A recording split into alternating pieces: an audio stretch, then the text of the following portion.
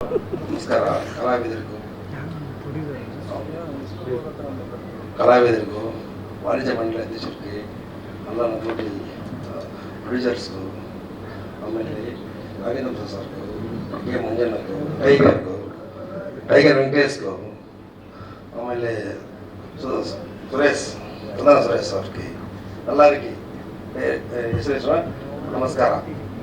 ಇವಾಗ ಈ friend drive first ನಮ್ಮ ಫ್ರೆಂಡು ಟೈಗರ್ ಬಂದು ಕೇಳಿದರು, ಸರ್ ಈ ಟೈಟಲ್ ಚೆನ್ನಾಗಿದೆ, ಬಟ್ ಇದು ಮಾಡಿದರೆ ಇವಾಗ ಚೆನ್ನಾಗಿದೆ ಅಂತಲೇ ಹೇಳಿದರು.